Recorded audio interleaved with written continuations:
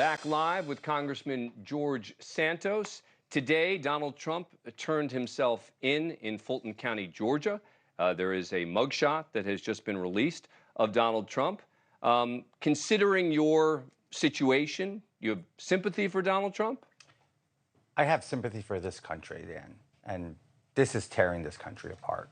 This ploy to weaponize the government against a political opponent should have never happened.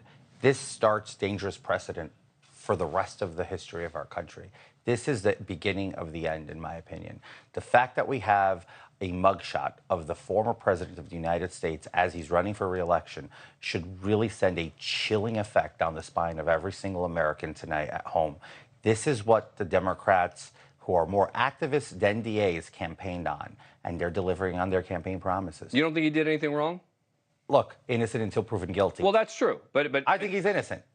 Well, the burden is on the government to prove him guilty. It is. And RICO charges, I have a feeling they're going to be very tough to prove. Well, but again, I'm just asking you wrong and right for a moment. You know, there's wrong and right. Absolutely. Right. The call he made, for example, in Georgia. I've heard the call. Did you hear the call? Of course.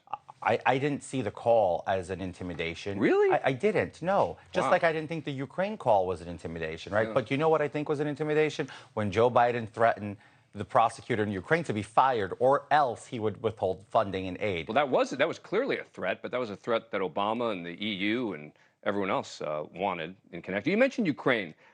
You've taken a position that you don't support the U.S. providing aid to Ukraine lately. Is that right? It's not that I don't support it, right? That's All right, tell me then. So I support humanitarian efforts. I support stopping the murderous Vladimir Putin. That's a fact that I'm not going to walk away from. I just think we need a little bit more transparency and accountability. And this is coming across at this point. You got Democrats saying the same thing, right? We need accountability. There's too much money being spent, and we're not really seeing a lot of accountability back to Congress. We need to know where our money goes. It reminds me also, by the way, you said that your maternal grandfather was a Ukrainian Jew who fled Nazi persecution. Those claims have been questioned.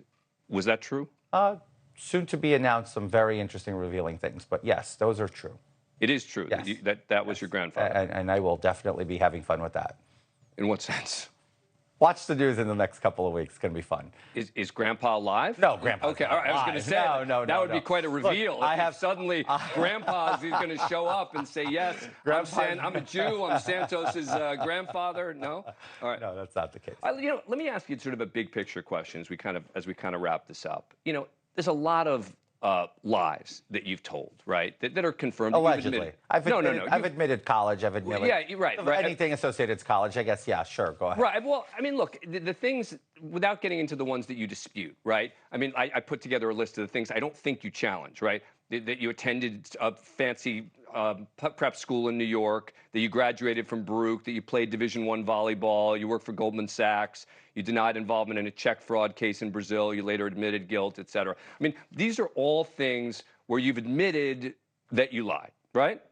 I'm waiting for you to show me where. Is that not true? That's not accurate. Especially. Tell me what's not. Look, Dan, I can sit here and litigate this with you all day long. Because those I thought you had admitted. No, that's also factually incorrect.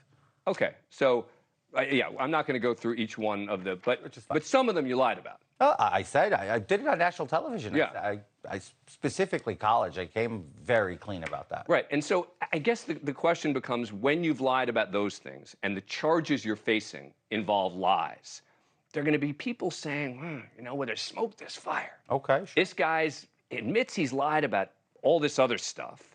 Now he's charged for lying, and there are all these other investigations about lying. Problem?